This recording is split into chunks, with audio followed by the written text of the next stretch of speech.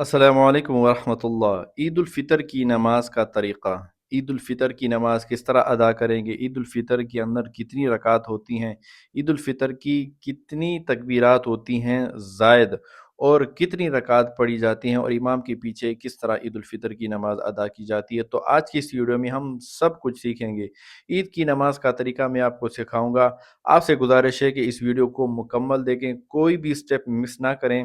और आपसे गुजारिश है कि इस वीडियो को दूसरे मुसलमानों तक ईद से पहले पहले लाजमी शेयर करें, ताकि जब ईद की नमाज का वक़्त आए, ईद की नमाज से पहले पहले वो नमाज सीख चुके हों और सवाब आपको भी मिलेगा।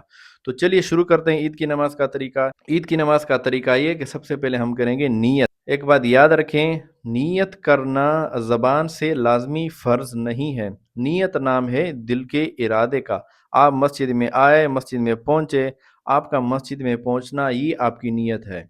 हाँ, अगर आप अल्फाज दोहरा कर नियत करेंगे तो ये भी दुरुस्त है। तो अगर आप ज़बान से नियत करना चाहते हैं तो उसकी नियत ऐसे करेंगे कि मैं नियत करता हूँ 2 रकात नमाज ईद उल फ़ितर की 6 ज़ायद तकबीरों के साथ, अल्लाहु अकबर। अल्लाहु अकबर इमाम के साथ अल्लाहु अकबर कहेंगे और ख़ामोशी से सना पढ़ेंगे। इमाम भी ख़ामोशी से सना पढ़ेगा, मुक्तदी भी ख़ामोशी से सना पढ़ेगा।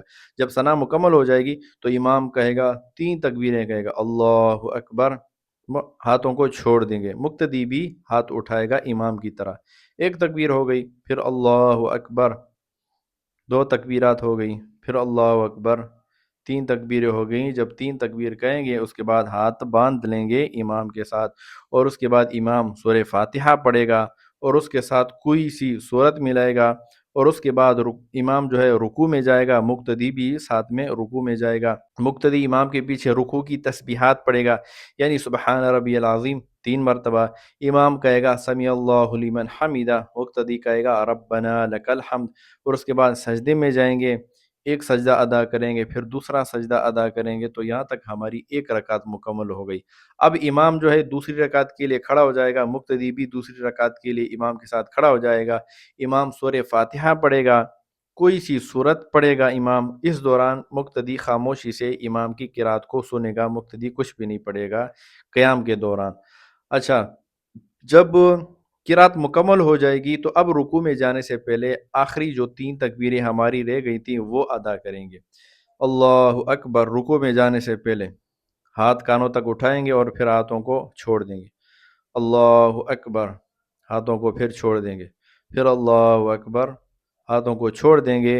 अब जब इमाम चौथी तकबीर कहेगा, वो हाथों को कानों तक उठाने के लिए नहीं, बल्कि वो तकबीर जो है रुकू में जाने के लिए होगी। जब इमाम चौथी बार अल्लाह अकबर कहेगा तो रुकू में जाएंगे, रुकू की तस्बीह पढ़ेंगे, और उसके बाद दोनों सजदे करेंगे, और उसके बाद तशहुद में बैठेंगे। तशहुद में अत्तहियात पढ़ेगा मुक्तदी, और उसके बाद दुरूद शरीफ पढ़ेगा, और उसके बाद जो दुआ आती है उसको रब्बी जानी, या जो दुआ उसको आती हो आसान लगे वो दुआ पढ़ेगा।